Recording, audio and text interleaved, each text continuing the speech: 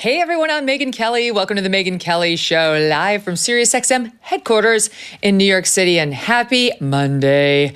Well, it's legal election season. I wonder if this is going to be our 4-year tradition. We have an election and we have a few trials of all the people who are actually running for office or their families.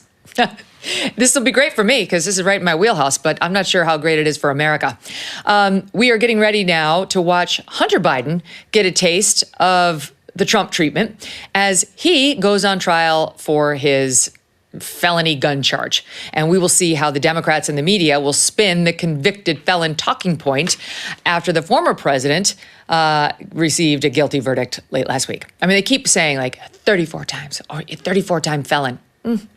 It's so dishonest, like all the coverage about this, right? It's like he was convicted of one crime. It was a made-up crime. It was literally a made-up crime.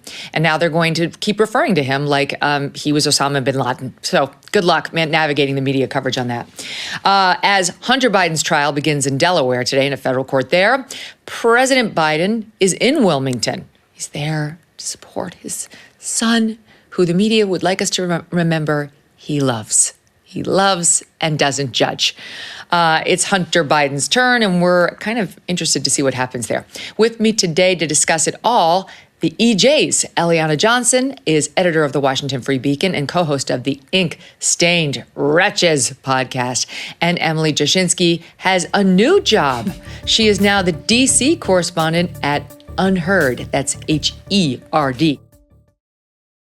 Don't miss a moment. Subscribe to this show on YouTube and follow me on Insta, Facebook, and X. We recently had some monumental news that no one's talking about. For the first time in history, the interest we pay on the national debt surpassed every individual budget item except Social Security.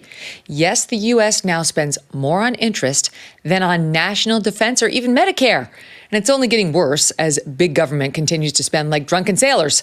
That's why savvy investors, central banks, and concerned savers are looking at gold, something not tied to the inflated U.S. dollar. You can too with the help of Birch Gold. For over 20 years, Birch Gold Group has helped thousands of Americans protect their savings by converting an IRA or 401k into an IRA in physical gold. To learn more, text MK to 989898 and claim your free, no obligation info kit on gold. Birch Gold uses an education-first approach, has thousands of happy customers, and countless 5-star reviews. Consider protecting your savings and text MK to 989898 today. Ladies, so good to see you in person. Great to see Thanks you. for having us. It was so fun. Got the party together. Yes. We're not drinking alcohol. That's we have Diet unfortunate. Coke, but Do you notice like we're kind of color coordinated? Look at us. mind meld. In our neutrals. Right? It's great. I know, we're so cute. All right, so let's start by talking about Hunter Biden, because I do think this is very interesting. Now, the president's son goes on this felony trial. This is just the first of two. The second will take place in September, and it's the more serious, I think, tax charges, though not the most serious ones that could have been brought against him, because this so-called special counsel David Weiss, who's the weirdest special counsel ever, he's really more on Hunter's side than he is on the government's, let the statute of limitations expire. Anyway, now we go on these gun charges. There are 3 felonies that accuse him of lying to get the gun in the first 2 charges, and then actually illegally possessing the gun in the 3rd charge. And I wonder what you think about the fact that it's a Delaware jury, I mean, it's federal court, but the Bidens are beloved there, right? I mean, they're just rock stars throughout the tiny state of Delaware. And it's a Trump-appointed U.S. attorney acting as special counsel, but this guy is completely Delaware and Biden friendly. And Hunter Biden's going to get a jury of all Delawareans, right? Which is good for him, unlike Trump getting a whole jury of New Yorkers. So how do you see this case as we kick it off today with jury selection? You know, it's different from the Trump case in that the gun crime is really cut and dry. It's clear he did it. I thought you were going to say it is real. That too. I think for Trump, the matter of the jury, he had a hostile jury, and the jury pool was important because the crime was difficult to understand. A lot of it was a matter of interpretation. Having a hostile jury hurt him, and that is probably what that hinged on. The Hunter Biden gun crime, I'm not sure. Like, the jury would have to be really favorably disposed to Hunter Biden because this is a clear-cut crime. Everyone knows he did it. He's guilty. Yeah. And what they're saying now, we'll hear his defense, that he's going to, we expect, take issue with the form, which reads, are you a drug user, illegal drug user, or an addict? And that he may try to argue, at the moment I filled out that form, I had gone to rehab. And so for that 2-hour period, I was not either of those things. Worst 2 hours of his life. Yeah. It's going to be hard for him to contend with the contemporaneous messages from his, I guess it's not a mistress, but his sister-in-law, who he was sleeping Hallie. with, Beau Biden's widow, who was sending him messages while she had taken the gun and disposed of it behind a supermarket, an upscale supermarket somewhere, and said, this is dangerous. I'm concerned. You're on drugs. You need to check yourself in. And she will be called as a witness, as will his ex-wife, Kathleen Buell, to speak to his state of mind at the time. It's pretty hard to contend with those emails. He The can text say, messages, I guess. I resumed the use right after filling out the form. That's what caused her concern. But there's just no way a jury's going to buy. No, you're going to any need of the this. most gullible jury on the Or on the politically face of the earth, or politically biased. motivated. And it's true. I totally agree with you. Like, David Weiss is technically a Trump-appointed prosecutor, but my understanding from talking to our same people, like our friends who understand this, is that he is a Republican, in the loosest sense of the term, but only somebody Biden-friendly would have been approved of by Delaware senators. He seems more like a Democrat in Republican clothing. Yeah. Well, I am really interested in how they're able to muddy the waters, because some of the reporting to the conversation we were just having is that Abby Lowell, the Hunter Biden has a great legal team. Yep. They're going to try to talk about addiction issues from the reporting that we know. Ugh. Addiction issues, they're trying to play the sympathy card, the emotion card. The president himself, as you mentioned earlier, Megyn, coming out and saying what he's going to say with a Delaware jury. I don't know. I actually feel like there might be a chance you can muddy the waters pretty well with that. Unfortunately, I think you're right. I mean, I think what Eliana said is true. He's guilty. That seems obvious. We'll listen to the defense. But on paper, if this is what he's going to argue, didn't technically fall within those definitions, he's toast, or should be. Mm-hmm. But we're kind of looking at a similar situation to the one Trump faced, in that if politics drives the verdict, he actually could get acquitted, right? Even though he should be convicted. Anything's possible, but I think we should talk about one other difference that is, I think, interesting to watch, is that the judge in the Trump case was a partisan, a Biden donor, and did a lot to make that trial friendly to the prosecution. The judge in this case was the one who would not sign off on the plea deal. That's right. She is taking, pardon my language, she is taking no shit from the prosecution. And Abby Lowell is both a skilled defense attorney and skilled in spinning this. He's skilled in the DC PR wars.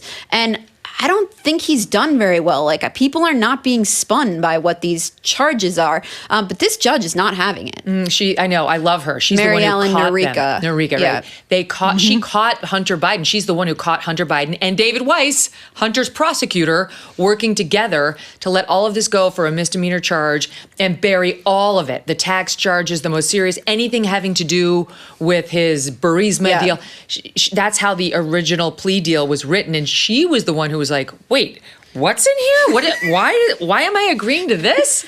And she caught them red-handed. So I like the judge, but it's a weird situation where only the judge wants it to be like a fair trial for the prosecution. It is hard to take this trial seriously with Weiss, as the prosecution after that. Right. I mean, the media has not talked about this at all, basically. There was some decent reporting while it happened, but this should be a huge part of the narrative. I had actually even forgotten about it. It wasn't even front of mind for me that the judge had to do that last summer, because it just slipped into the background of the whole conversation. But that's a huge theme of this trial. They no tried to question pull a about fast it. one on her, and she was like, "Oh no, She I said, see what I you will did." not be a rubber stamp, were her words. I'm not rubber stamping this. She already excluded the expert witness that Hunter tried to get in through his lawyer, Abby Lowell, who was, to your point, Eliana, like an addiction specialist.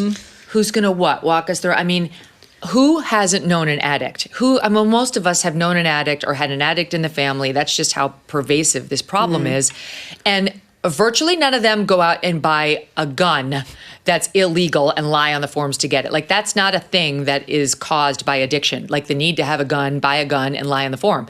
So you can't blame this on... When their father's about to run for president. Yes. And there are serious risks. You're putting your family members at serious reputational and physical risk. That is what Hallie Biden was saying. Like, That's right. I'm afraid. And his response afraid. in those text messages was... Screw you. And also Beau Biden, her recently demised husband, well, he had a gun in his glove box. It's like, well, he was the Attorney General of Delaware and not a drug addict. Right. Like, what? You're in a totally different field. But he admits.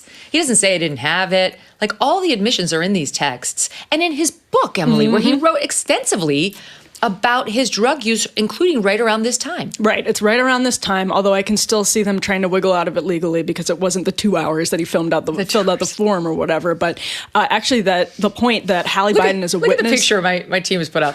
That's him with his crack pipe. Although now he says it wasn't a crack pipe. It's just a pipe. It was some other, what kind of pipe is that? I don't know. Oh, boy. Well, It was this a is- meth pipe, and I didn't do meth. That's Oh, going to it be was a his meth pipe? He was posing.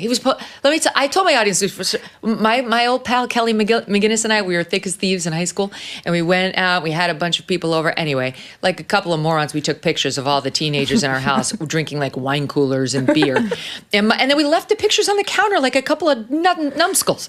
Anyway, I thought you were going to be like, well, we just had a crazy night. We did some meth. Took some pictures of my it. friend Kelly was like, do you think we could tell your mom? Because she found the picture that we were just posing with funny beer pictures for the. Now that's what Hunter Biden's going to argue. Yeah. It was we were just posing with the funny meth pipe with my eyes closed. Totally separate to everything, but one of our great reporters at Beacon made this comment that Hunter has a bizarre predilection to photograph every he's so gross. moment of his life. Like, why do these photographs exist? It's really strange. And we haven't even gotten to this child support case. Yeah. I mean, this Talk about man that. is not an upstanding citizen. It's a good point though. He's like a Kardashian in that. Like he never. I don't think he's ever camera's taken his never penis off. out of his pants No. without turning on the camera. He's really proud of it. And you know what? Shouldn't be. But anyway, I digress. But seriously, he loves taking pictures of himself with young girls, himself with the crack pipe, the meth pipe, you name the pipe It's and the so drugs. exhibitionistic. The gun? Yeah. Let's not even talk about, there's no question he had the gun. And so then the whole affair with the ex-wife, not the ex-wife, the widow. sister-in-law, Right. yeah. The widow Right. of Beau Biden. I will tell you that is like the one piece of this whole story that makes me feel some sympathy for those involved. Because it's like, I think everybody involved loved Beau Biden. And I think Beau Biden might have been the best Biden. I think we lost the best Biden there was. And that to me seems like an obvious expression of grief by his widow. Like she was obviously very lonely and sad. And somehow, Hunter Biden meanders over in his drug-induced haze. And I just feel bad for her because she got sucked into this relationship with the worst Biden, arguably. And Well, actually, there are a lot of options. and then next thing you know, she's having to call the FBI on him, which is what happened. She found the gun. She disposed of it near this school, but everybody leads with that. But I don't think she was trying to get a child in danger. She was trying to get rid of the gun. She called the FBI, told them where she put it. They found it, and he went off on her. He was so angry with her that she sold him out to the feds. And never did he say, I didn't do any of this, I'm not guilty. He was just like, you effed me. Nice family. Lovely people. So tell us about the child support. Turns out he's even more of a derelict than we knew.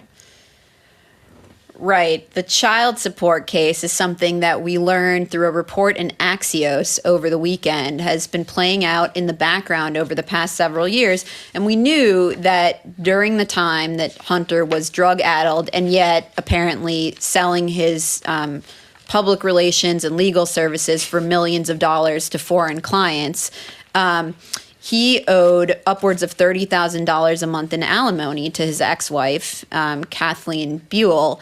And I believe I'm right when I say only paid it once since 2017. I may not be totally accurate on that, so check me. This is but what he owes her upwards of $2 million. Citing that reporting, Jim Garrity, National Review, says as follows. In January 2021, just after Biden's inauguration, a D.C. court found Hunter was in breach of his divorce agreement and owed Kathleen Buell more than $1.7 million in spousal support, legal fees, and interest since their 2017 divorce. The divorce agreement called for Hunter to pay Buell $37,000 a month plus 50% of anything he made over $875,000 annually. I mean, this guy's raking in dough, So as you now all it's know. almost upwards of 2.6 million, I think. He did not pay the additional spousal support he owed in 17 and 18 when he earned $2.4 million and $2.1 million, respectively, according to the court documents. As a result, the court determined he owed Buell $1.1 million plus 6% interest for 17 and 18. He also largely stopped paying her monthly alimony after she filed her lawsuit in June of 19, adding to his unpaid debts. I mean, he's just a loser, this guy. And yet all you hear from the press is drug-addled. What drug-addled loser is pulling in $2.1 million? Like, there's something nefarious afoot, but he's not using any of that money to support his family, his wife. According to these papers, it's all going up his nose. And that's why he's in trouble. These children's grandfather is enabling it, basically, Yes. by being roped in, allowing himself, willfully being roped into the lobbying scheme, because Hunter Biden is selling his father's name. That much is clear, abundantly clear. We have the laptop now, but even then it was clear without the laptop. We already knew this. He was basically flying, he flew on Air Force Two to China. Right. I mean, Joe Biden was vice president and then afterwards continued to sell the family name for policy consequences in the United States and abroad, but basically from his insight or his influence over American politics. So that Joe Biden allowed himself to be willfully brought into that scheme in which his son is making lots of money and not using that money to support his own family is, shameful. So now we've got President Biden going to Wilmington and actually making a statement like, well, on the eve of this trial, I just want to say that I love my son. And it's more of that. But can I tell you, it's still inappropriate. It's not appropriate for the sitting president of the United States to be commenting on any sort of a criminal case. I said this last week when he commented on Trump. Stay out of it. Stop it. Some way or shape or form. You're influencing things. The Trump case still has to go up on appeal. Your son's case is in the process of jury selection. So be quiet. Shut up. Pipe down. You don't have to comment on everything. It's a clear attempt to influence those Delawareans who love the family Biden. I will say, from that vantage point, Biden is playing it politically well. Like, the best thing he can do is a play for sympathy. And I do think it would behoove him to say, my son did not act properly or appropriately. He can't do that because it would be an admission of guilt, but I do think it would get him some respect with the American people. And it would be the right thing to do when some of this comes down. But the play for sympathy is obviously what they're going for. There was an article in the New York Times and an article in the Washington Post this weekend that not only is he not distancing himself from his son during this, he is bringing him closer. They were seen biking in Rehoboth Beach together over the weekend, and that's obvious. And Hunter Biden attended a state dinner for Kenya maybe 2 weeks ago, where Merrick Garland was also in attendance. Yep. And so the optics, man essentially prosecuting him. Yeah, the optics of this are not appropriate. No, you're completely right. So this New York Times article you mentions, Emily, I'll give you a couple of lines from it. President Biden wakes up every day to a list of concerns he must address as commander-in-chief. But at the top of that list, people who know him say, is a concern that nags at him as a father: the legal problems of his son, Hunter Biden. Mr. Biden has refused to shut out his son or treat him as a political liability. In fact, the president has a tendency to pull his son closer. The worst things seem to get, and on it goes. I don't remember a single article like this about how much Trump has to manage and the stresses of the trial on him, and how nonetheless he's running this multi-million-dollar business and running for president and holding his family close while he navigates these tricky waters. You know what's interesting about that is it's the media regurgitating the exact line of argumentation from the Biden family. Yes. So it's not as though they're like being a little bit skeptical of it. Like, wow, this was a pretty messed up foreign lobbying scheme where he was making all this money and then doing all this drugs, like blah, blah, blah. No, they're just straight up taking the Biden administration's side, the Biden family's side. Like, no skepticism, no nuance, just this is really tough for them. And then beyond that, there may be some truth to this. Okay, maybe Biden is upset, but the guy is also running for re-election, and everything should be viewed through a political lens. And I have not seen any coverage about the political tactic of playing for sympathy. Because they're in on it. that is part of this as well. Yeah, they have no desire to call attention to that. And, they want to promote frankly, it. President Trump does a different version of that where he says, I'm a victim, I'm being persecuted. And that's his version of that. That is always covered as a political tactic. Yeah, that's what right. Biden is doing is not covered as the same sort of playing politics. We've seen Politico drop an article on these two judges who are going to be handling this case and then the one that's coming up in September, pointing out that they're very tricky because they both have a background in patent law, which is very sneaky because it makes it tough for the Senate Judiciary Committee to reject them when they come up for nomination because patent law is so boring, no one can figure out what your political bias is. They just know you were appointed by Donald Trump. It sucks. That's really what Politico is arguing here. They're pissed off that both of these judges are Trump appointees and that they got on because of their fucking background in patent law. Sorry. I think this is much more funny to somebody who's gone through law school. So is this Cannon and Norica, or is it It's someone? Norica, and the other one is Scarsi, who's going to Okay. handle the September trial on the tax charges. Yeah. Slippery patent lawyers. I know. Such an unfortunate draw for Hunter. But honestly, this is frankly what we needed in the Trump trial, at least one sane person who wasn't a partisan hack, right? If the judge had been at least somewhat fair or, God forbid, even a Republican who wasn't a never Trump Republican, people could have had maybe slightly more faith that the process itself was going as according to plan. Sometimes you get a rabid prosecutor, but the system's supposed to slow down the rabid train because we have protections in place. But this judge was complicit in allowing Alvin Bragg to do everything he wanted to Donald Trump in a way that really undermined people's belief in the rule of law. The other thing was, let's see. The judge, Noriega, she also blocked a key piece of evidence that the defense wanted to use about the gun forms, which honestly was like the stupidest piece.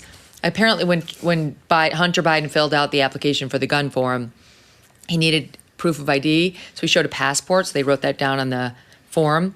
And then months later, when the ATF started sniffing around after the gun had been retrieved, the widow had called, all the things, they added a piece about his driver's license, just to show that they got two forms of ID, I guess. Mm-hmm. Hunter Biden's team trying to make this big deal out of that, like, aha, you see, they messed with the form that is at the very heart of this case. It's not an honest representation of the drug form. And listen to what Noriega ruled. This is what we needed in the Trump case. She ruled as follows. I'm not admitting that altered version of the form because it is, quote, irrelevant and inadmissible.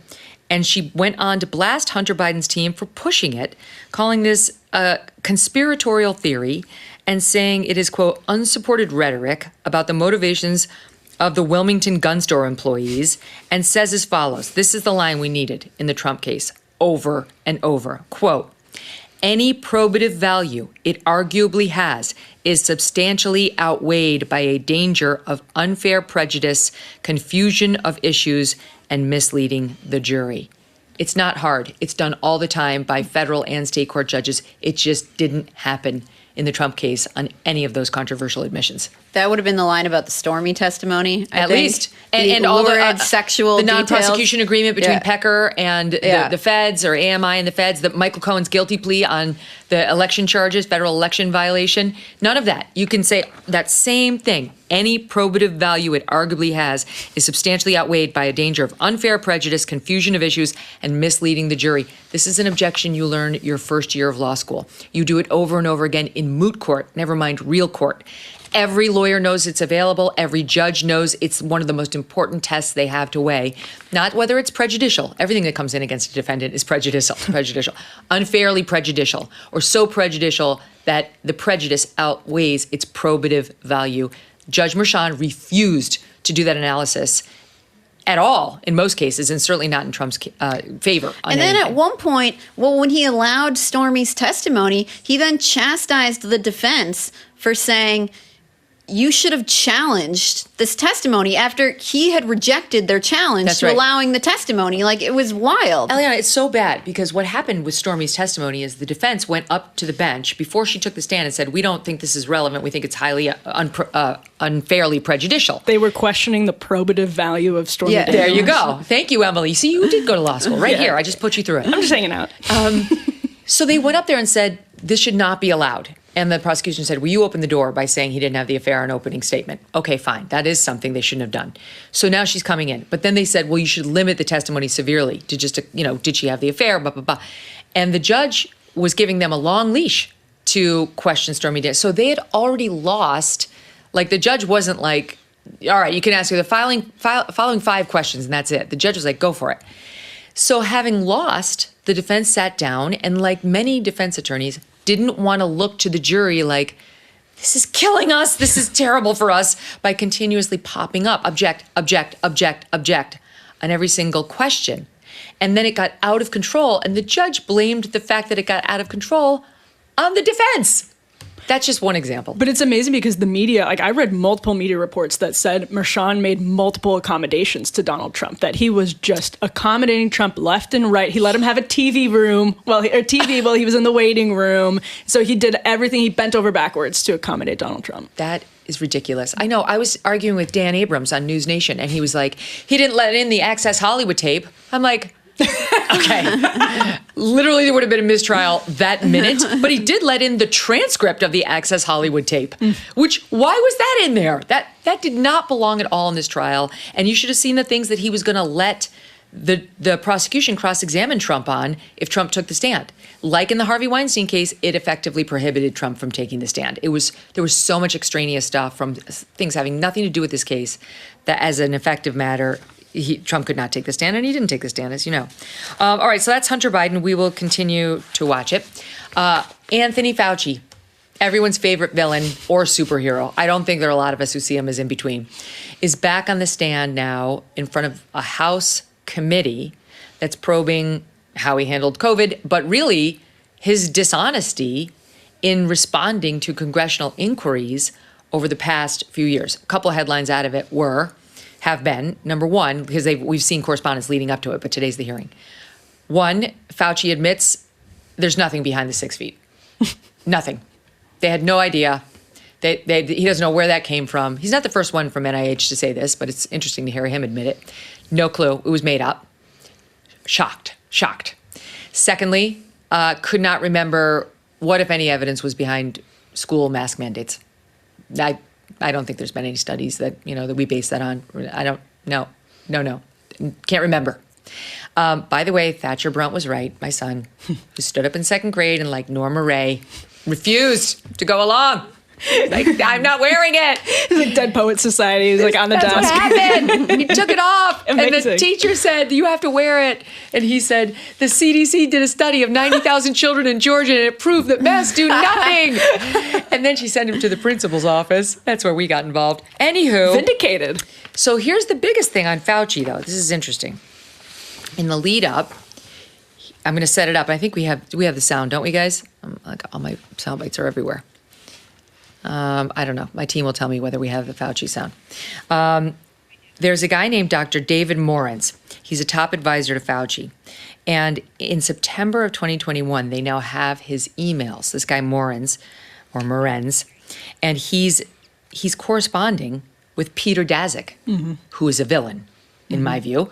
He's the guy who runs EcoHealth Alliance. Yep. That's the group that partnered with the Wuhan lab to do gain-of-function research. It'll be so fun if we figure out how to make these viruses even more dangerous for people. And let's do it in China. Yeah.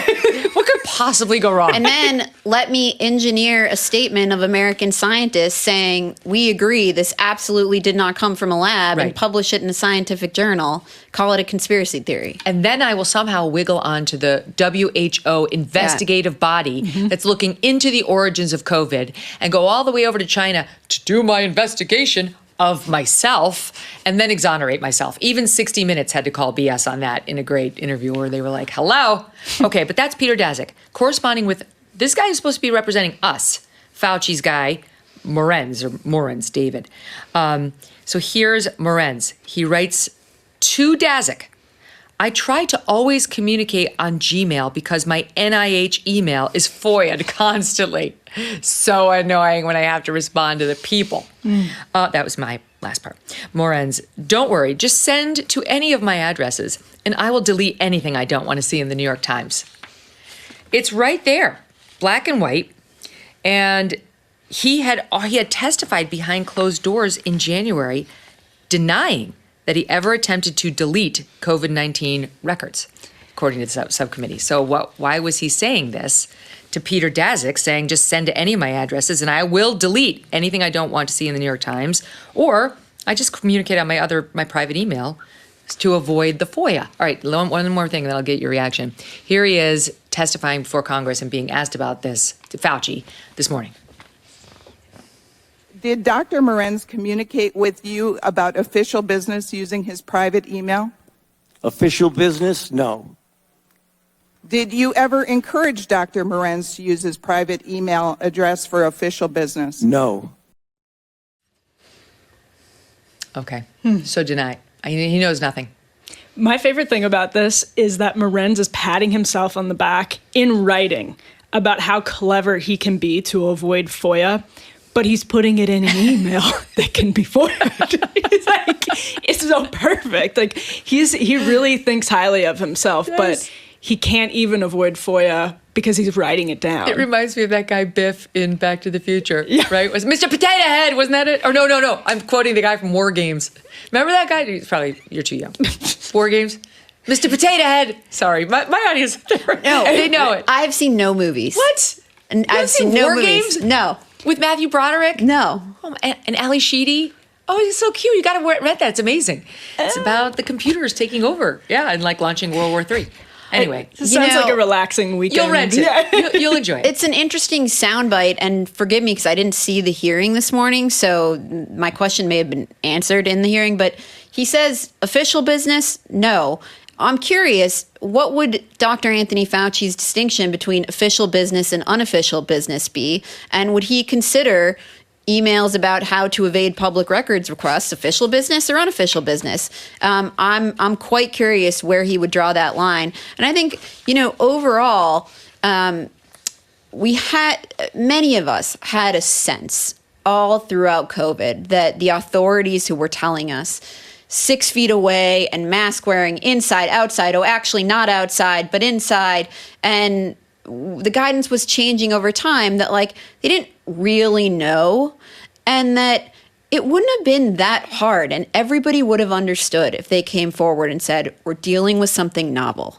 We're telling you what we know as we understand it. The guidelines will change, but we're doing our best. And frankly, there's a lot we just don't know. But instead, they came out with the authority of God and chastised people for asking any questions about it. And I think that is what really rankles people, is that they passed this down with real authority rather than saying, we're not sure. This is the best we can do right now, and we may come back to you and tell you we were wrong. It was with real authority and hubris, a sneering, a knowing, a know-it-all. You're a dumbass. I'm an infectious disease specialist, right? I dismiss your questions because you're too dumb to understand. And the result is that they have done grievous harm to the cause they represent. Yes. In any kind of major national health emergency going forward, nobody will trust what comes out of the mouths of these people. He was asked recently what harm has been done to public health, to vaccine skepticism, has it gone up and down? And he was like, well, I guess we need a study. But he acknowledged that the mandates may have increased vaccine skepticism. I never want to see him again. Yeah. I either want to see him behind bars or not at all. And I know, I don't even like to talk about it because it's so irritating what they put us through. And nobody got fired. I'm like, Fauci's still out there. Yes, he retired, but he's still probably making a ton of money doing consulting and all that. There's been no real penalty to any of this. Our kids were hurt, no real penalties. So it's annoying, but I do feel a civic responsibility to cover this guy's lies and the slow admissions as he makes them. Yeah, I guarantee you got a tongue bath from some of the Democrats on that committee today. If they asked him a question, I guarantee that's what happened. It's probably not. It's probably not approved by the NIH to give him tongue baths. It's like not an approved form of affection. But they punished people who asked questions. You know, it wasn't just that they were enforcing this. They actually punished people who dared to ask questions. The media was obviously in on it. They were colluding with speech platforms, but they actively sought to suppress free speech in this country on the grounds of information that they were not even certain of and not even reasonably sure of because they didn't know. And so they made 6 feet up. They completely pulled it out of thin air. I would love to hear more information on that conversation, actually, because it's a window into how they made a lot of decisions at that time. We played that video over and over of the little toddler boy who they kept shoving his mask on him over and over and over, and he was crying, and he didn't want it. You know, he's a baby, and he kept crying in daycare, and they just wouldn't let up. I can't remember his name. I used to know it, but it was like, here you go, Patrick, or over and over and over, and they were like, yay, yay, and he just kept crying and pulling it off. He doesn't remember how we got to mask mandates for children. Doesn't remember the data that supported that because there were none. There were none. In all the studies that have been done, left, right, and otherwise, since the pandemic stopped, have proven that. And the left-wing media just won't do any sort of come to Jesus, moment where they look at their own mistakes and they admit that they're the ones who led us down this path. It's just infuriating. So we'll continue to watch him. Do we have another one, you guys? Did you say? Oh, we have more Fauci. He's asked about mask mandates. That's right. That's coming up right after the break. Don't go away. More with the EJs right after this. Do you owe back taxes? Pandemic relief is now over. Along with hiring thousands of new agents and field officers, the IRS has kicked off 2024 by sending over 5 million pay-up letters to those who have unfiled tax returns or balances owed. Don't waive your rights and speak with them on your own. Tax Network USA, a trusted tax relief firm, has saved over $1 billion in back taxes for their clients, and they can help you secure the best deal possible. Whether you owe 10 grand or 10 million, they can help you. Whether it's business or personal taxes, even if you have the means to pay or if you're on a fixed income, they can help finally resolve your tax burdens once and for all. Call 1-800-245-6000 for a private free consultation or visit tnusa.com/Megyn.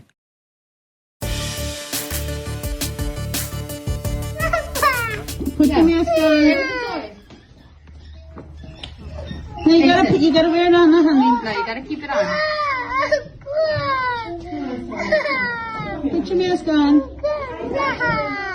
There you go. Keep it right there. Yay, Mason! Yay! Keep it on, Mason. Look, we're gonna keep it right here. Look.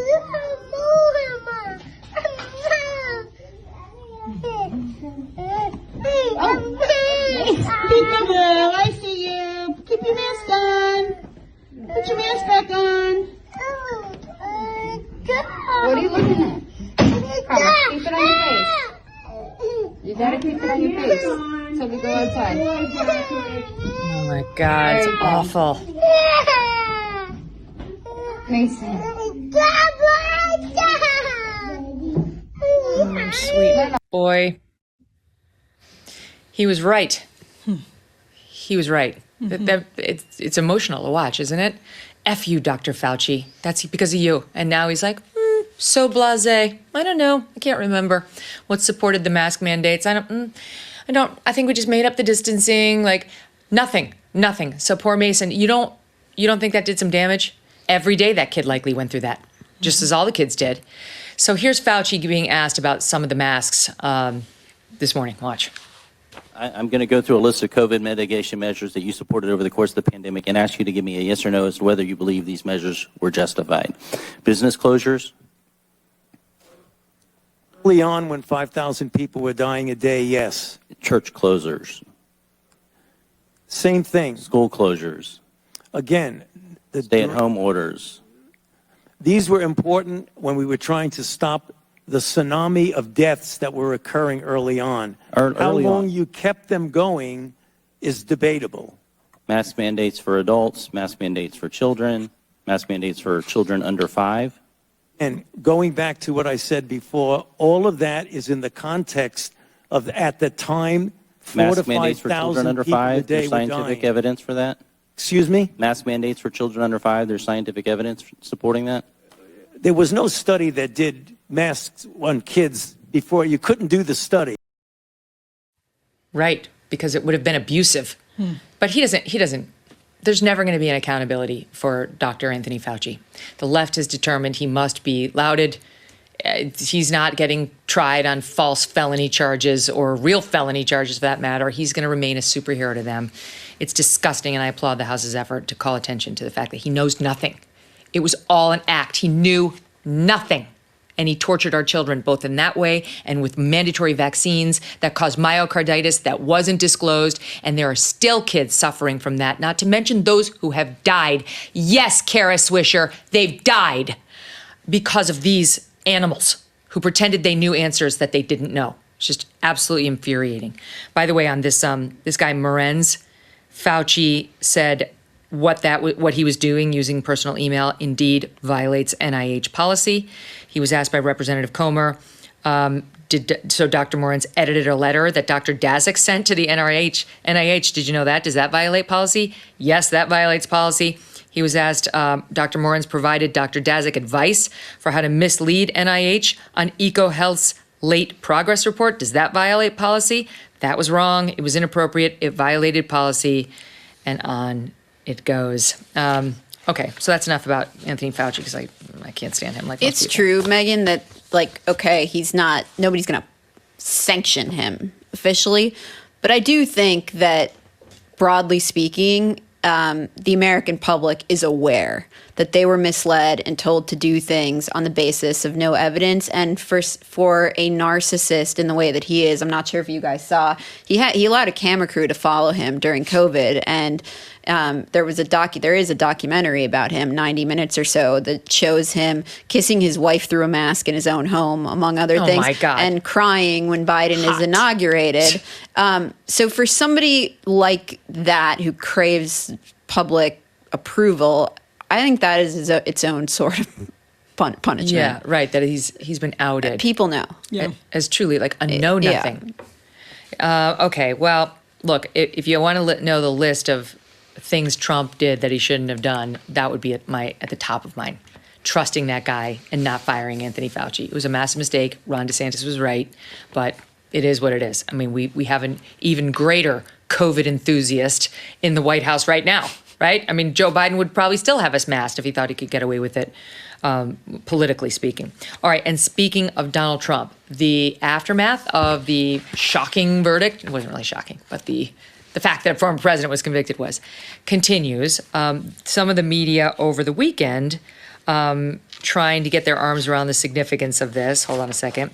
Here was the first one. Trump had used the term, "I'm a political prisoner." Now, he's not technically a prisoner right now, but he could be. He actually could be soon.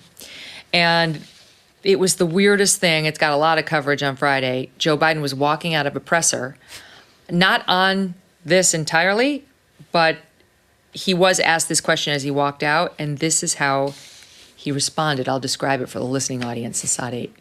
Mr. President, can you tell us, sir, walking away, Donald Trump refers to himself as a political prisoner and blames you directly. What's your response to that, stops, sir? Turns. Do you think the conviction Smirk. will have an impact on the campaign? We'd love to hear your thoughts, back. sir. Should he be on the ballot, sir? Slowly shuffles away. What was that? Yeah, I can't answer that. I have no idea what that was. He doesn't know what that was. Nobody knows what that was. There's no way of knowing what just happened. For once he held his tongue. He was dying to answer it. Right? He was dying to say he got what he deserved. I couldn't actually tell if he heard the question. Oh, he heard it. It just looked like a total senior moment. He's like shuffling off the stage, and he would have just kept moving if he didn't hear it. It's true. He heard it, and he was, for once, holding his tongue. It's interesting because he's been trying to walk this line of commenting on the case, but not making it, quote, political. That's the sort of line that we've seen dripped out to the Beltway media outlets recently, is that, Joe Biden he's going to comment on this, but he doesn't want it to look like a campaign thing or politics. So, when the verdict comes out, he's going to be at the White House. Like, That's as political as it gets. Yeah, Wasn't that your problem when Trump had the RNC at the White House, is that it was political? And so the nature of the question, it makes me think, if that's what in Joe Biden's head, that's what the wheels were turning. Like, well, you don't want to get too political with this, like the political prisoner question. This is just, Joe, you're just doing this to stay above the fray, to be the bigger man. I have no idea what goes on in his head. Okay, but meantime, he and Trump, well, more Trump than Biden, are going to have to wrestle with how much this comes up over the next 4 or 5 months, right? Like, Joe Biden may not continue to say convicted felon, right? He hasn't said it yet, but his campaign said it multiple times since it happened. And Donald Trump is talking about it, though it just happened and he just got ungagged. We think, by the way, that was only reported by CNBC, and I quoted them on my show, but I'm not 100% sure that the gag order has been totally lifted. Like, I wonder what would happen to Trump if he went out there and started ripping on the jurors. I actually do wonder. I'm not sure this judge would allow it, which would be really unfair. Well, you just gave him a fun new idea. You should do it. They're fair game. I'm sorry. You're not forever immunized from criticism just because you served on a jury. What the hell? Of course you're not. Anyway, we'll see. So Trump has the decision how much, if at all, to mention this going forward, right? Because right now, Republicans are pissed. Sorry, PO'd. That's the one word my mom really doesn't like. She doesn't like any of them, but that's the one she called me on. And they're mad. So you could play into that, but mention it too much instead of inflation and immigration. And I think the patience will run thin, right, pretty quickly. Here's just a little bit. He gave an interview with Fox and Friends Sunday, and he talked about whether he's going to jail or not. SOT 5. The judge could decide to say, hey, house arrest or even jail. It could. How do you face what that could be? I'm okay with it. I saw one of my lawyers the other day on television saying, oh, no, you don't want to do that to the president. I said, you don't beg for anything. Don't beg for anything. Maybe he would be okay with it. I don't know. I mean, I think he'd have a different kind of jail experience than the three of us would, but... What do you make of the strategy? How much does he talk about it versus other people's issues? I think it was a powerful primary campaign issue, and his base is following every twist and turn of this. That's an important contingent to continue to keep energized and activated. But he's the general election is on, and he's got to talk about general election issues. And to that, I think being under house arrest or in jail would really impact his ability to go out there and campaign. Being on the trial it impacts his ability to host fundraisers, to meet with donors, and to get out and campaign. And Trump did try to overcome that during the trial, where he could get in front of the camera every day and deliver a 3-minute message. But the same is not going to be true for house arrest or jail. So that could hurt him. I think he should be saying, I need to be able to go out and run my campaign. And it really does undermine democracy if one of the two general election candidates can't get out there and make his case to the people. They know I was convicted. Let the people decide. That would be powerful. It's tough because I was listening to the New York Times' The Daily today, the podcast, and it's a love-hate relationship, man, because I listen to hear what the left is saying, and then every time you're like, oh my God. So today they were on there talking about how every day, from the Biden camp's perspective, every day Trump talks about this instead of inflation is a win. And I can see that over in Team Biden. I mean, with the caveat that right now, the right is incensed over this. And the more Trump talks about it, probably the more, it keeps that fire alive. I think there's also one thing that I haven't heard talked about enough, and it's Biden is out here campaigning like he was in 2020 on normalcy and lowercase democracy, restoring, normalcy from all of the chaos of the Trump years. And he's now the one cheering on this norm-shattering, precedent-shattering decision to, potentially sentence the former president to prison, but to convict him on 34 felony counts with, what is the phrase that MSNBC used at one point, a novel legal theory, something like that. Perfect. But he's now the one that is cheering for the shattering of norms. I don't think that feels normal to people. I don't think that feels decent to people. And I also think it's easy for Biden, like it is for Trump, but it's easy for Biden to get caught up in the spiral of talking. Every time you mention your opponent, you call him convicted felon.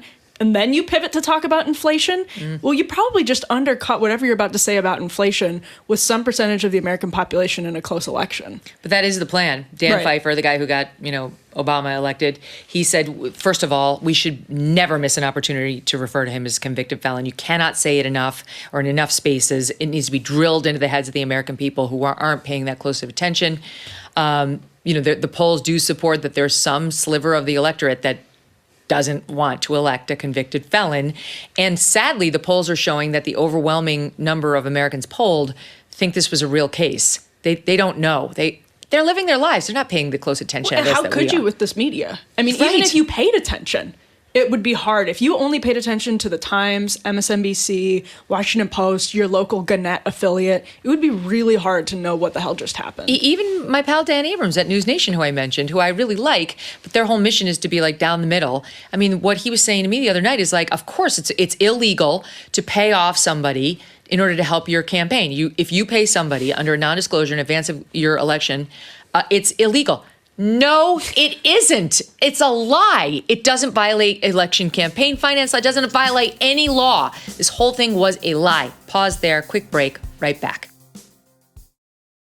Being in debt is like sinking in quicksand. You're trapped.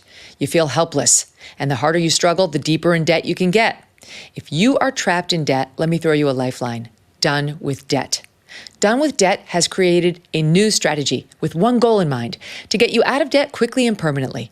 Done with Debt stands between you and your bill collectors. Then they negotiate a plan to end your debt permanently, without bankruptcy and without loans. They can get you out of debt quickly and put more cash in your pocket monthly. But you need to contact Done with Debt right away because some debt solutions expire. It's easy to get started. Just go to donewithdebt.com and get a free consultation. You have nothing to lose. Talk with one of their experts about a strategy that will end your debt faster and easier than you thought possible. Visit donewithdebt.com. That's donewithdebt.com. Here's some polling on how the verdict's going over so far. Latest poll from ABC News and Ipsos shows, and this was taken in the past couple of days since the verdict, that in their word, it has had minimal impact on public opinion. And they go through all these numbers about, among Republicans, 16% say Trump should end his campaign. 75% say he shouldn't. A majority of independents, 52%, and Democrats, 79%, say Trump should end his campaign. Then they give the big reveal. These figures are essentially unchanged from a similar question asked in April. Nothing. I'm like, oh my God, look at all the independents running. No, it's the same. It's had no impact so far. We'll see. Morning Consult says 15% of Republicans believe Trump should drop out. That tracks with what I just read off of ABC. Let's see. That's basically it. A majority of independent voters, 56%, said the conviction will not affect their vote. 45% of Americans say they're independents. 46% of voters said Trump should be sentenced to prison. 44% said the same in the Morning Consult. Anyway, the bottom line is so far, not much of an impact at all. And yet you've got, as I said before, Dan Pfeiffer out there saying at every turn, people must be reminded that he's a convicted felon. Like this is the one thing that could actually change the voters who have been immovable thus far.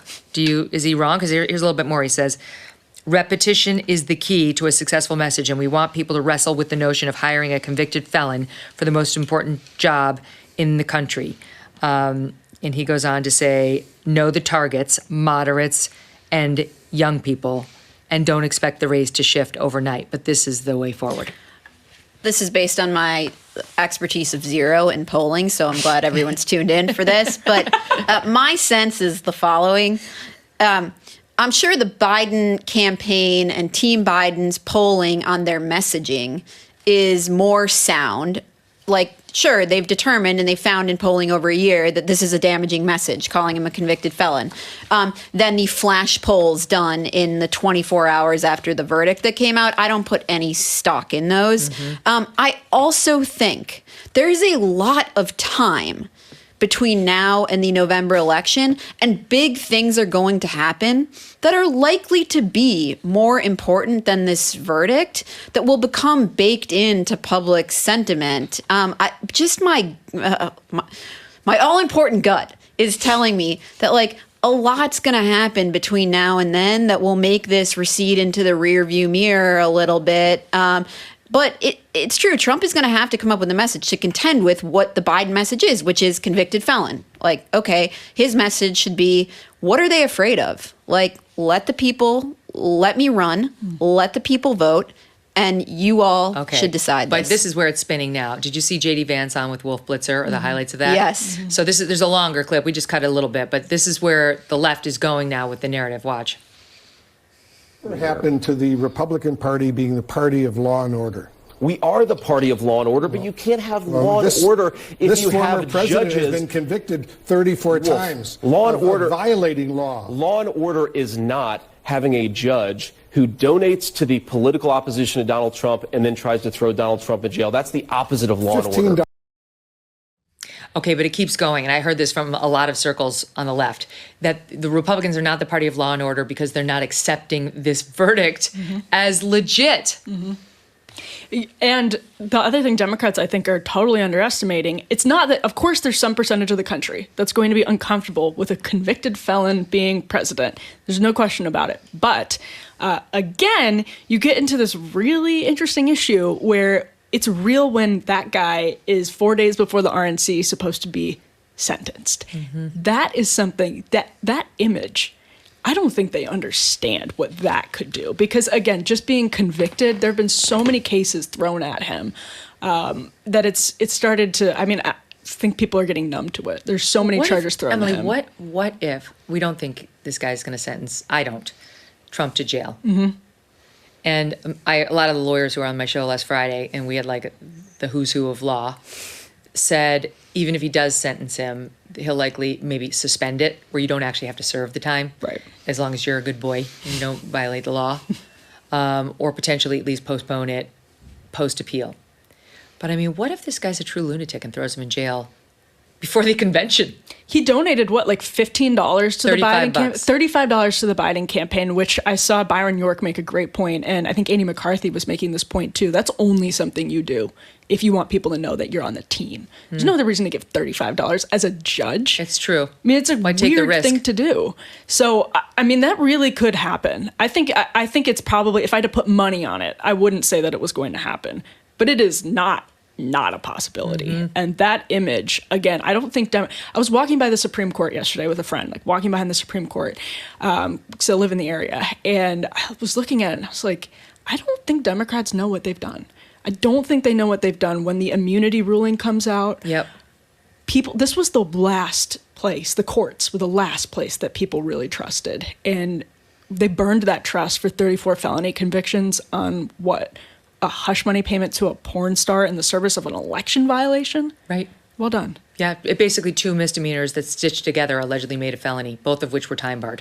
I mean, that's really what just happened. You know, I do think about this sometimes when I'm just like trying to upset myself. Trump could lose this election. I realize he's ahead in most of these swing state polls, but anything could happen. We've got 5 months to go, 4 months really until the early voting really kicks in October, and then 5 months till Election Day. And the Democrat war machine is formidable. And the get out the vote machine is formidable. And Trump is not popular. He's not. And neither is Biden. They're both in the low 30s on their favorability rating. So the electorate continues to dislike overall the choices that they have. So it's not a lock. And there's no sign of slowing down on either of the federal cases, or if Fani Willis doesn't get booted on the Atlantic case. If she gets booted, ballgame. I do think that case is over. If she doesn't get booted by this appellate court, it's on. And what would happen if Trump loses?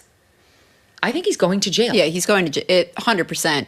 And Trump has to run a serious and disciplined campaign, which has not historically been his strong suit. But I do think this is like, we're living, the prospect of a hanging focuses the mind, because Trump knows like his future is contingent upon him running a very serious campaign. Also, his choice of vice presidential nominee is very, very important. It just he got needs a lot someone more who will important, help him. didn't it? Exactly. He needs someone who will help him in the polls. And so he's got to take these things seriously. He's got to run seriously. And and carry a disciplined message. That's what Dan Pfeiffer is talking about, that the Democrats are going to do. They're going to hammer home the same message over and over and over again. Trump's got to think hard about what that message is and what two words is he going to leave in the mind. Exactly. But will the noose around his neck focus the mind? Did you hear at his presser on Friday? He was long and rambling. He was talking about that story from Cassidy Hutchinson about him allegedly grabbing the wheel of the beast on the January 6th, which is interesting. Trump's always interesting, but you are like, everyone is listening to you right now. It's like your first big presser after the verdict. Like, what a great time. Stay on point. Yeah. Keep hammering. You've got 3 points or 5 points. Just keep hammering them over and over.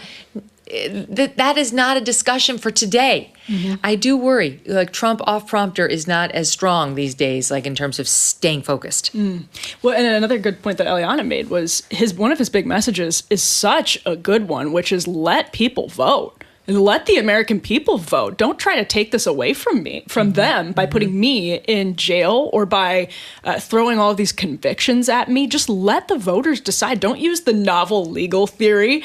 Just let people go to the polls. And that's a really strong argument. But it's from his perspective, I understand why psychologically you would get bogged down in all of the like incredible, it's like that meme from It's Always Sunny in Philadelphia with Charlie at the board, where he's like pulling strings in different directions attached to different pictures because Cassidy Hutchinson, like, why is he even thinking about Cassidy Hutchinson? I know. But I mean, he was genuinely like, the media spread a totally stupid story, which was untrue. Yeah, the Secret Service involved has since come out to say none of that is true. That did not happen. But people can't follow that, right? Yeah, that's why he's frustrated. Like, I feel for him. Yeah. That's why he's frustrated. He's like, more lies that we're told that people just got away with in their best-selling books, but they weren't true. Right.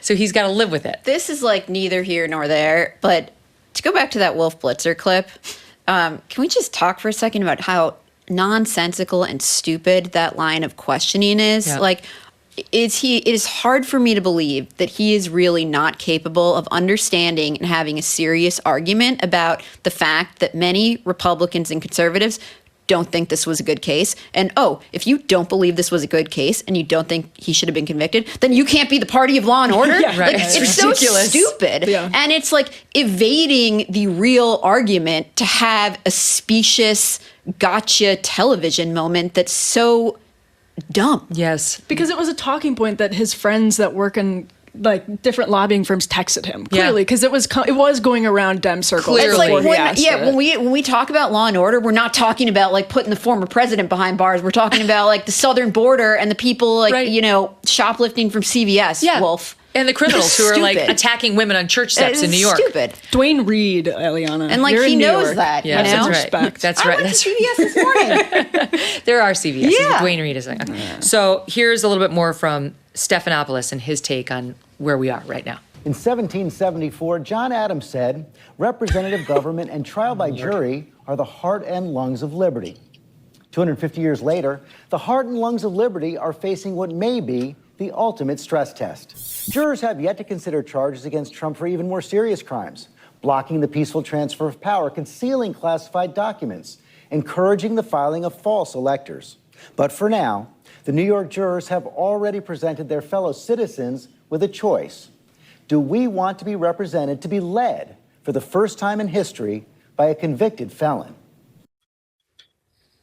Now, is it any wonder he did not get the debate? He got the heave-ho on the debate. ABC chose two other people and not their chief political correspondent, and that is why, because ABC News in that choice is acknowledging he is biased. He can't be fair. Hello, we all know that. That's why he didn't get chosen. He's owning it more and more on the air, and it's ruining ABC's reputation. And they're letting him keep that platform. It's not, I mean, so take him off the debate, but he's still the anchor of your Sunday show and your chief political correspondent. Right. You know that he was like in the Hamptons in like his personal library that like smells of leather-bound books and rich mahogany, like the Anchorman line, just like getting very excited about what he just wrote, like maybe even sexually excited about what he just wrote. It's so stupid. It's so stupid, especially in a case where you have all of the different problems that the media ignored that we talked about earlier. This is not cut and dry. It was novel legal theory. There was all kinds of funny business going on. The judge donated to the opposition leader. Yeah. The other campaign. Yes. And the name of the group that he earmarked the money for was about as leftist as it was, like the campaign to stop Republicans and their far right agenda. Yes, make sure my money goes there. And I'm getting lectures on John Adams, the heart and lungs of liberty from George Stephanopoulos, a Clinton staffer on ABC. Right. Give me a break. I mean, like, would the average person sitting and listening to that at home have any idea who George is rooting for in this? If this is the choice we face. He's rooting for democracy. Right, sure. All right, but no one was worse than, I think it's fair to say, Joy Behar, who from the Department of TMI. This was Joy on The View on Friday. What was your reaction? Well, my reaction was I was at Costco buying, 10 boxes of Keurig coffee, and my watch started to buzz, and I got so excited I started leaking a little bit. Okay, just when you didn't think you could be more upset, you have to picture Joy Behar's vagina. I'm sorry. Leaking at a Costco. I don't want it. I didn't want any of the events that happened late last week. What's going on? Why? There's such a thing as TMI. There really is. Like, it was inappropriate. She's inappropriate. It was disgusting, and no one wants to be thinking about that. But on the larger point, that's how rabid they are. Mm-hmm.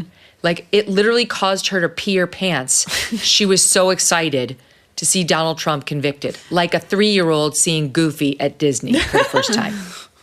Well, imagine then you're having to make this decision about sentencing, and your biggest fans are the people that viscerally they have a lust for Trump to go to prison. Mm-hmm. So that's why I still don't rule it out. Yeah, I wouldn't put money on it, but I still don't rule it out because that's who he's responsive to. And she is representative of such a tiny, tiny slice of the population. And I don't deny that it's real.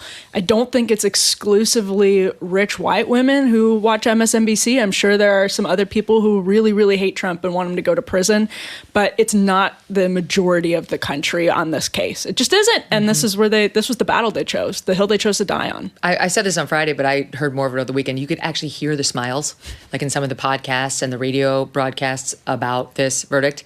And then when you watched some of the, leftist media, there it was again. I mean, it's like, but for the word hallelujah, it's all in there. They're just overjoyed. Here's a little, speaking of joys, from Joy Behar to Joy Reid. Watch this in SOT 15.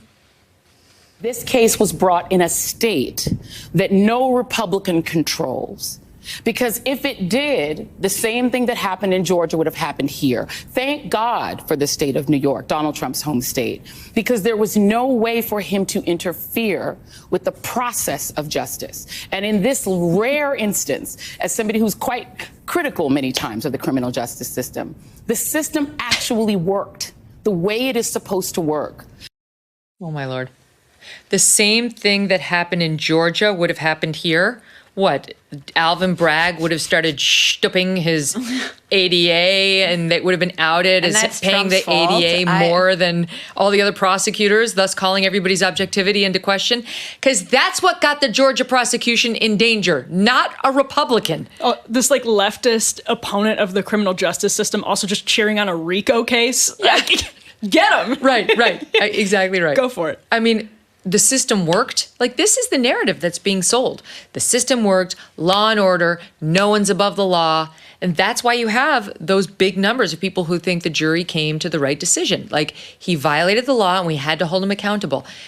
In very few places do you hear the actual truth, which is he actually didn't violate a single law. He actually didn't do anything wrong. It's not just that, he did some bad stuff, but it wasn't criminal. He didn't do anything wrong. He really didn't. He paid off people who were extorting him. Honestly, Stormy Daniels is the one who did something wrong. She came at it, and she wasn't even threatening a lawsuit, which makes this extortion. She came up and basically said, give me $130,000 or I'm going to tell my story publicly. Well, I mean, look, probably wasn't great judgment and great moral or ethical behavior to have an affair with the porn star. Can we talk about that? Great. I want to talk about that. I don't want to defend extramarital affairs by any means. My husband would be dead if he did any of this to me. But I have to say, I don't really have that much sympathy toward their marriage, or I don't know what his deal is with Melania. If they had a covenant for him to be faithful, she would have left long ago. Why is she still there? She's seen what we've seen, woman after woman after woman after woman, and not just the crazy ones who came out of the woodwork when he was first running. Like, there's been a long history of affairs that seem very credible. There's no way Melania doesn't believe Karen McDougal. That one seems like pretty cut and dried. I just think it's not that I approve of it. I just don't have the moral recoiling that I would if this, we knew, were a real covenant of fidelity between two people. He's very rich. She stayed with him. I'll bet there's a different kind of covenant there. It's true, and it's of course hard to get inside somebody else's marriage, but like, I'll do it. Look, okay, I'll psychoanalyze them. Yeah, you gotta have sympathy for the kid, and it's a crappy thing to do to your kid to have all this splashed out in public. Well, in his defense, he tried to stop it from splashing. He did. Okay, the real hero. He did. Right. Right. Crappy. So I agree with you. I don't think it's illegal, but wouldn't have done it. Is it immoral if your spouse has no problem with it? I don't know where she stands. I don't know what their agreement is. I know, but here's my hypothetical. Speculate. Is it immoral if she has no problem with it? I don't want to speculate on what her position in all this is. The answer is no, it's not. It's not. I don't want to speculate on what her position is in this. Well, that's fine. I'm speculating. Yeah. But I'm saying, to me, clearly she doesn't have a problem with it, or she would have been gone. Well, I don't think she would have married him. She wouldn't have, right, exactly. She knew what she was getting. His reputation as a playboy was cemented by the time she married him. He was known as like the richest, biggest playboy in New York. She'd been through a few wives. It was very clear. I'm just saying, you get what you get, and you know what you're getting. We all do. Some people get surprised and they get cheated on. That's one thing. But you married Donald Trump, you know exactly what you're getting. And if she didn't, she would have been out of here. She would have been, and I don't judge her. It's fine. This is not how my marriage vows work. But some people have a different deal, all right? And it's not, they're going to take it up with the Lord when they get up there. That's between them and him. But down here on this earth, I am not in a position to say whether he committed some transgression on her, because I don't know what their deal is. You know, it's possible, actually, that Melania wasn't bothered by the actual affair. If that's true, that she entered into a marriage with a man who was publicly, openly adulterous. And sort of proudly, it was kind of part of his vibe, his image, his shtick. He was selling it. He was actually like selling his adulterousness.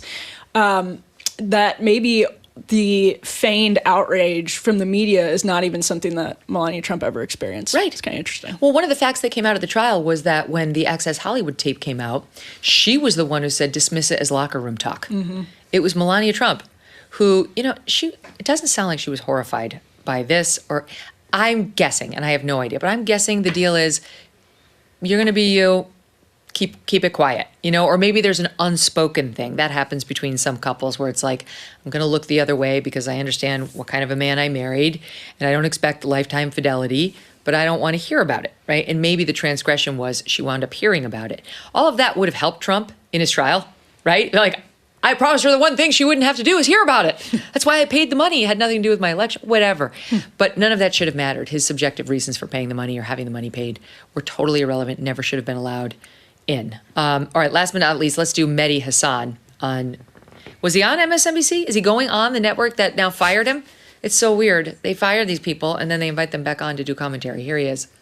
This is an entire political movement that came to power on the basis of lock her up. This party is based on locking people up to the point where they want to lock up Anthony Fauci for trying to prevent a pandemic. They want to lock up everyone. Yes. And then you can't kind of blame them, Eamon, because they think in that mindset. So they think everyone else is like them. So part of me doesn't blame them. In their heads, they probably think, yes, this is the Democrats trying to do to us what we do to them. When ironically, Joe Biden has gone out of his way to not be involved in this trial. In fact, there are Democrats urging Biden, and I'm going to urge the president tonight, to actually speak more about Trump's criminal conviction. Joe Biden should be posting on Twitter every morning and every night, my opponent is a convicted felon. 9 a.m., 9 p.m., he should just schedule the tweets for the next 6 months. But he doesn't. He goes out of his way to stay above the fray.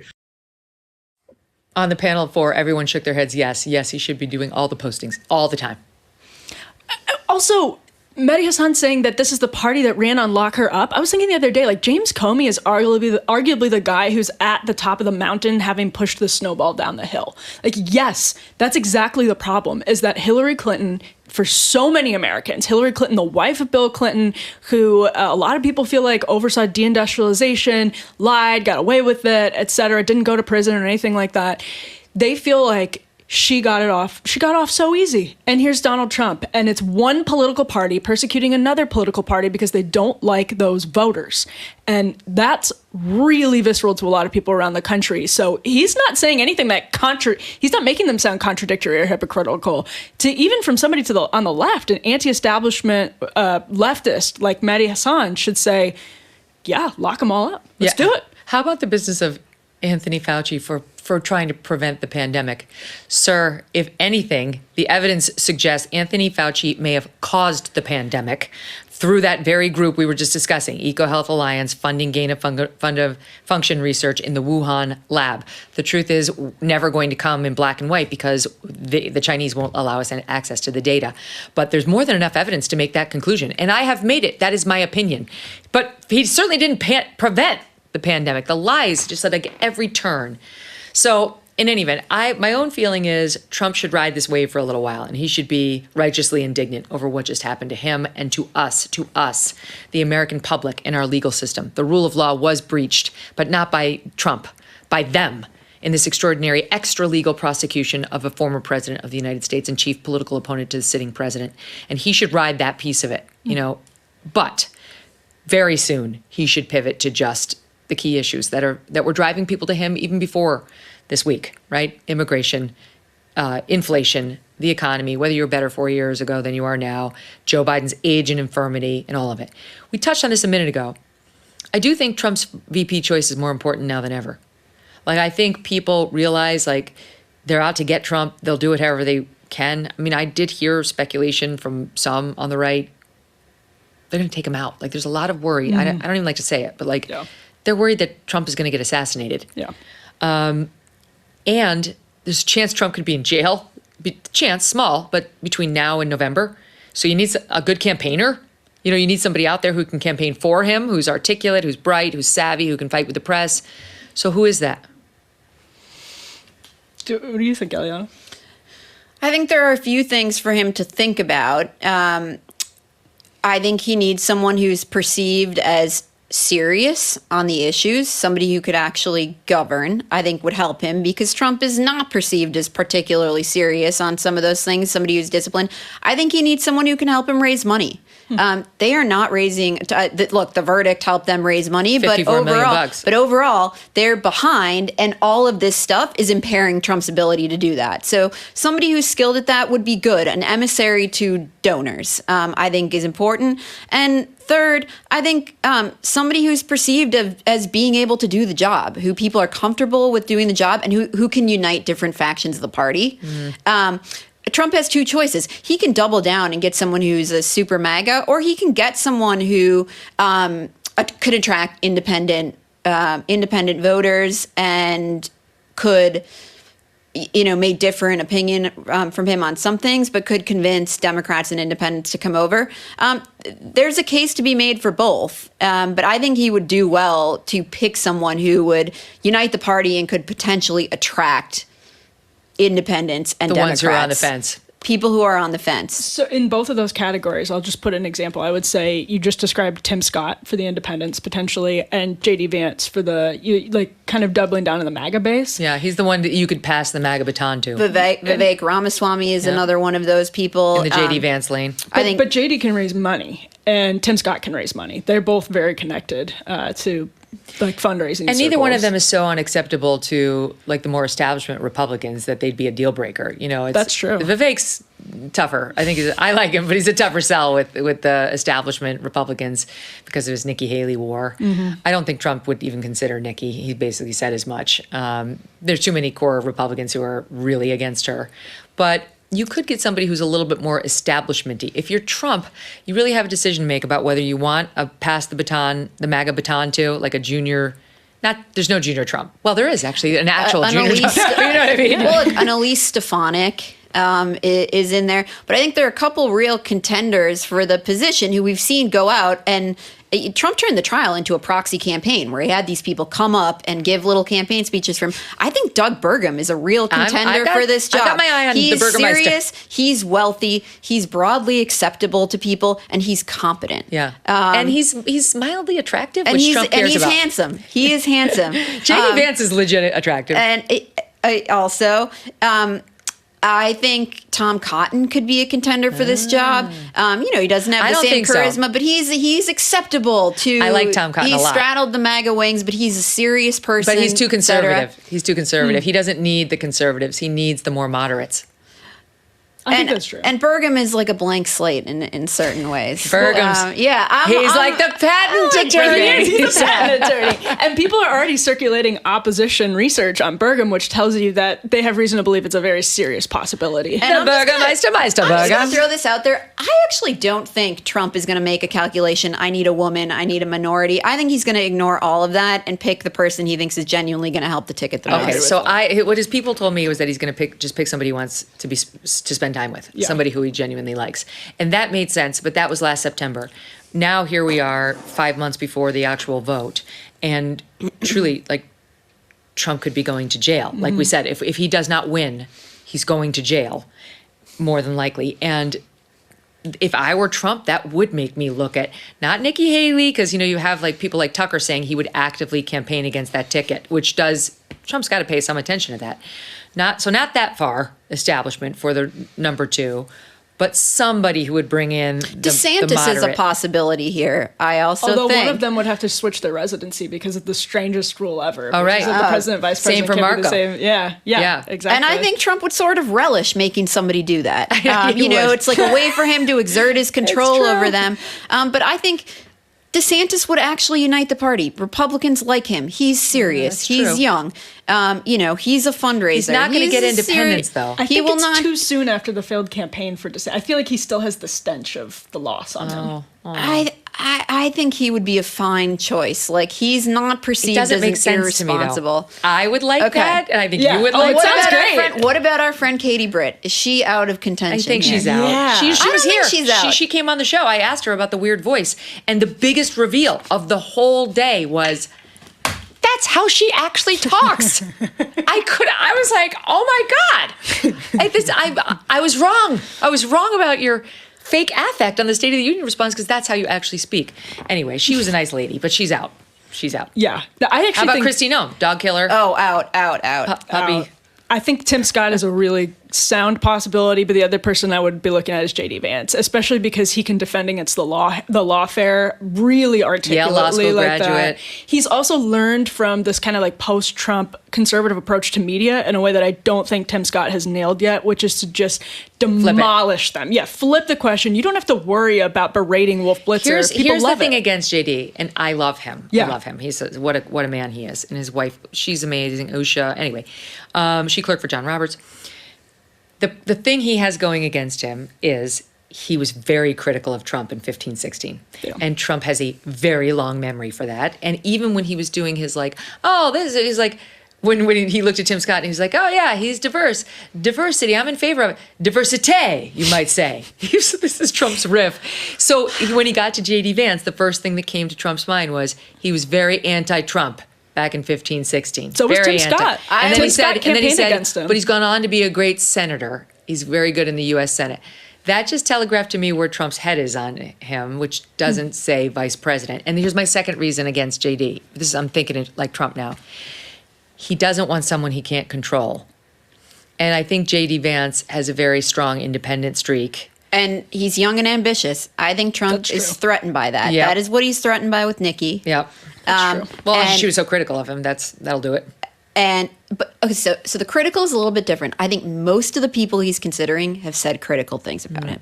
It's true of Elise Stefanik. It's true of Nikki Haley. It's true of a lot of these guys that in 2015 they were not on Team Trump. So I think Trump is going to have to stomach that with most of these people. But Nikki's too military-industrial complex, tight with the donor class. I know you said that has his pluses, but his base would be very against somebody with that profile.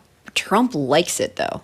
Trump is going to want somebody who I think can personally write a check to him. And he likes rich people. That's true. Look, she's not rich, but there are other people who are. She's connected to the rich people. I think that's appealing to him. He liked Rex Tillerson. Yeah, that's true. Who is not of that, who is of the donor class. You think she's still got a shot? I don't think she's leading in contention because I think he doesn't trust her fully. I think he felt her ambition. Wasn't she and one I think of the ones who quit after January 6th? No, she left way before. Oh, that's right. She left 2 years. That was Betsy DeVos. But Elaine Chao. Elaine Chao. Yeah, that's one of the reasons he hates her. Yeah. But then the question is for someone like Burgum. Like Burgum actually ran against him in the primary, and so did DeSantis. So for all these Tim guys, Scott. he's gonna have to stomach. Some of them have criticized him. Yeah. But Some I do worse than think others, for though. him, for him, it's going to be how ambitious are they and how eager are they to shiv me once they're in the White House with me. Pretty eager. Most of Probably them. why it won't be Tulsi. Although Tulsi would have a lot of advantages. Well, some are speculating about Sarah Huckabee Sanders now. Yes. I think she's... That's interesting. Yeah. That's very interesting. She won't shiv him. No. Right. And she's beloved. She's got no bad baggage that would be a deal breaker for And Republicans. she's a serious person. She is. She's likable. Yeah. Like she could win over. I mean, I realize Arkansas is considered deep South and deep red, but so is North Dakota. Yeah, and but so is Arkansas. I think with Tom Cotton. She would be. I know, right? But I think Tom Cotton's. He's got too much controversy around him with independence. I like that. I don't actually think that's going to factor for Trump. I think he's going to pick jail. Yeah. That's why it should factor. Yeah. That's what I'm saying. Like, I realize old Trump might be like, oh, who cares? But new Trump needs to worry about prison. But like Tim Scott's not going to win him South Carolina, you know? No, but he does win suburbs in. That's what Trump needs. I think, I think this is all going in favor of Tim Scott actually because he's just a safe option that also comes with advantages. He's close with the big donors. He's really well liked among suburban women in particular. Can neutralize any Biden attempts to go after Trump as being a racist or whatever. And he's pretty now passionate about defending Trump. Did you happen to see the Ann Coulter clip with Vivek? Yes.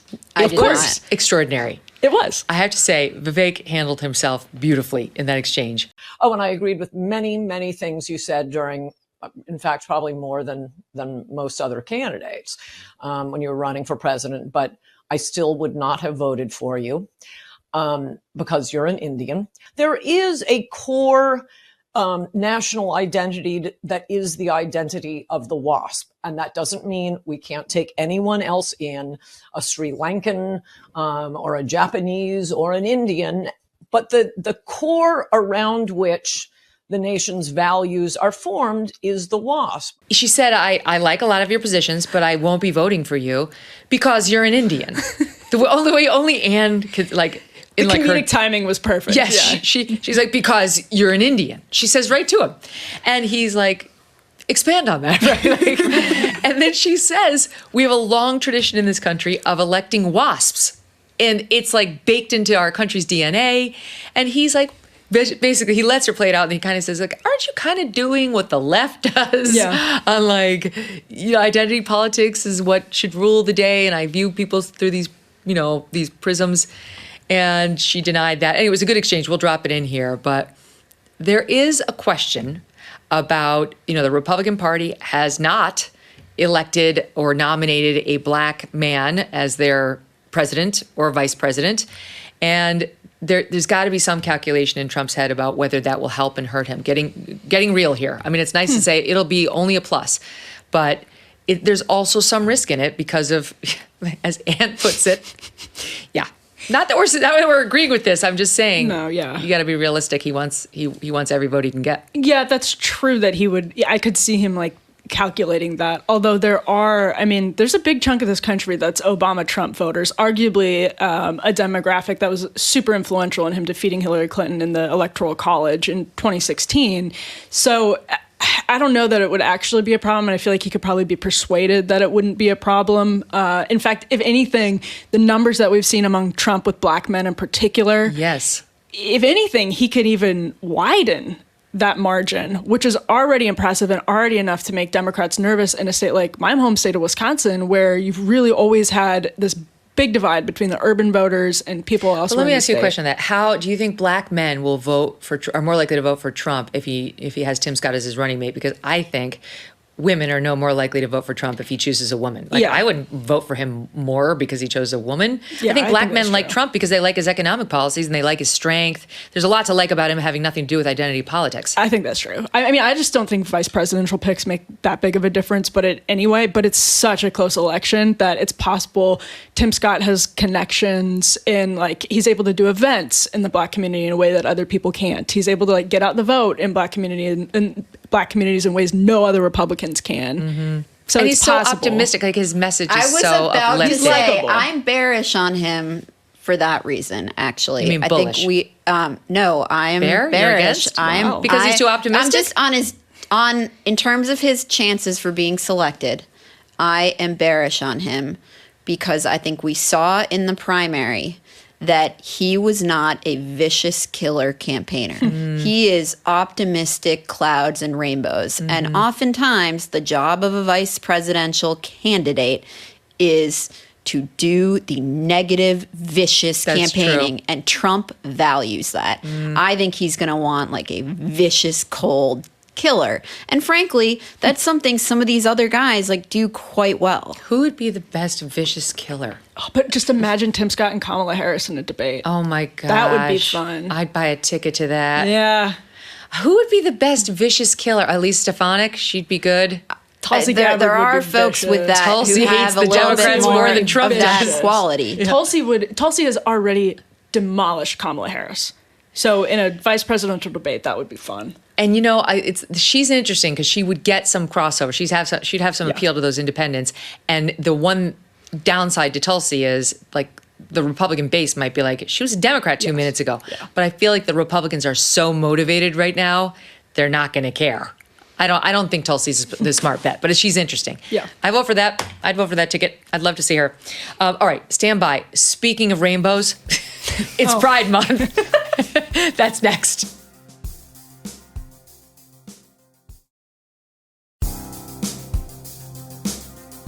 I want to tell you something big happening in the world of social media. Back in June of 2020, you may remember the platform known as Parlor. I joined it back then. And just a few months later, we booked then CEO John Mates as a guest on an episode about the rise of independent media. You know, they're always saying to conservatives, build your own lanes if you don't like all the censorship. Well, this was one of the lanes that was built. Then came January 6th.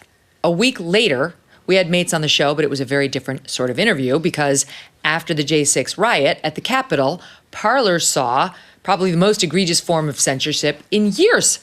The media reported that some of the participants in that riot had used Parlor to communicate, but it was way more prevalent on Facebook, hello. And so Amazon and others killed the app. It was removed from Apple and Google, and it was kicked off of Amazon Web Services, and it never recovered. It was absurd. Well, the app has since gone through several different owners, but there's news I can reveal for the first time today. Parlor is back. The platform that focuses on free speech has returned ad-free and with its own Parlor cloud this time, so it can never be taken offline again. This is good. This is good. Even though Elon owns X now, which is a positive development, it's great to have a lot of competition in the conservative space and with people who just aren't pro-censorship. And that has been Parlor. Plus, the new owners have successfully retrieved all user data so everyone can reactivate their dormant accounts and pick up the conversation where you left off. You'll get all your same followers that you left behind when they went away, when they disappeared into the ether. So I will be back posting there this week. Check it out if you're interested. Follow me there at the username Megyn Kelly. Good for you, Parlor. Don't let them keep you down. Okay, so it's Pride Month, and the nonsense has already kicked off. Now, this wasn't officially part of Pride Month, okay? But I've got to show it to you because it's the most disgusting thing I've seen online in a long time. RuPaul's drag show, you saw this? Some nutcase who calls herself a trans man, which means fake man. Just substitute in fake for trans, and you'll always know what you're dealing with. Trans man is a fake man, a real woman masquerading as a man. Decided to go in this drag show with with an outfit that had fake breasts. Keep in mind, this woman actually at one point had actual breasts being cut off of her. She's walking down look at this. This is so disgusting and misogynistic. In her bag are fake bloody breasts. Walking down. This is the most disgusting, misogynistic, hateful thing I have ever seen. And it was on Paramount Plus and normalized and praised. Do we have the thought of them praising? Watch. Up next, got Mick. Now starring in X-Plant 2, Electric Boogaloo. This look is something I have been wanting to do for so long because top surgery absolutely changed my life. So I molded my arms. They're wrapping around me with scalpels. I have Swarovski crystal blood. I have a ponytail. And I have 2 Swarovski crystal tits in a bag. It is everything. That's so fierce. It's so gorgeous. I love it. Oh my God. Way to glamorize violence against women. The chopping off of female body parts. Got Mick, you're disgusting. RuPaul, your entire show is filthy, and you owe all of womankind an apology. That is the gnarliest thing I have ever had to see on television. Paramount Plus. Do you believe this shit? Swarovski blood. I mean, there are a lot of women who suffer with that feeling of dysphoria in their body. And dysphoria, I mean, the goal of treating dysphoria is to make you feel at harmony with your body again. The blood and the slicing, that's not what that is. That's not what that is. That's disgusting. It's like celebration of mutilation and self-harm that, young daughters who think the RuPaul drag queen show would be fun just as you're channel surfing. You've got to see chopped up boobs being swung around and a panel of men dressed as women saying, gorgeous, right on. The thing that's disturbing and upsetting, but the thing that is, I think, harmful about that is that, like, gender dysphoria is not normal. It's a like minority thing, and we don't try to normalize anorexia or anything else or addiction and parade it on runways to be celebrated. Like, we say these things are diseases to be treated.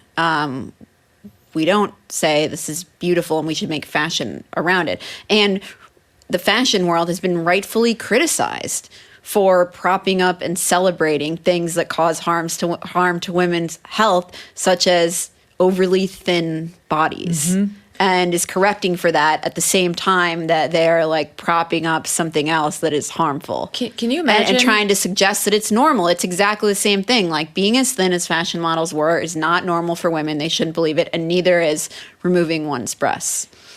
Totally healthy breasts, by the way. Can you imagine what would happen if they had an anorexic walking down the runway holding like pounds of her fat that she had lipoed while she looks like she's on death's door?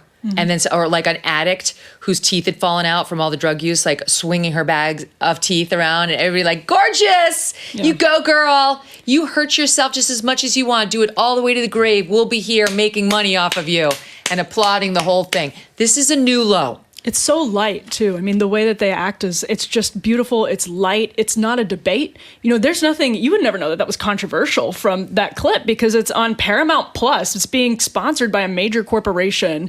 It's on one of the most popular shows. I mean, it's a comedy show, and that's not beautiful. It's not something, that's agony for people who experience it. So to treat it like it's a light and beautiful thing, it just goes to show that they really want people's bodies to be treated as widgets now. If you're unhappy with your breasts, you chop them off and you make a joke about it on a comedy show. I lost my show at NBC because I said people used to wear these costumes where they would tint their skin and it wasn't treated as controversial.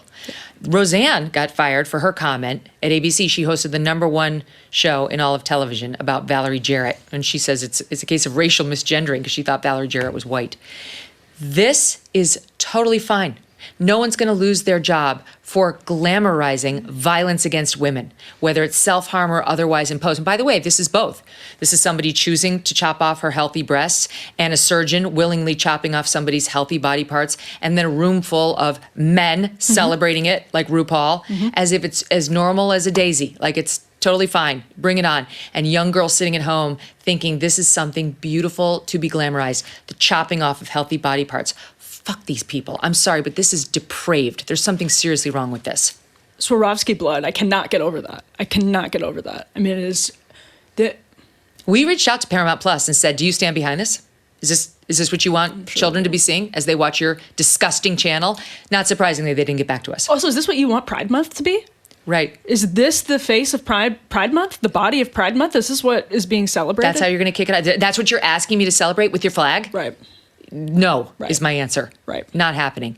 Sorry to end on the dark note, but I've been meaning to get to that, and I didn't think I'd get a better panel on that than you guys. It's just so gross, and it's so alarming, and it's like, why isn't everybody speaking out against this? Like, why don't we have everybody saying, you've gone too far, that's wrong. We don't want that on regular television. Well, I think the truth is that gays and lesbians really have been normalized in society. And so Pride Month has moved way beyond that to things that actually are. And so now the efforts are to push things that really are on the edge of medical technology into the mainstream and have them be what the gay, what the gay pride movement was 20 or 30 years ago. Such that we won't even blink an eye at it or have any kind of reaction. We're blinking. 3 decades from now. We're blinking, and we're not done. We're not done, Paramount Plus. This is not the last you've heard of us. Emily, Eliana, thank you both so much. Great to see you here in person.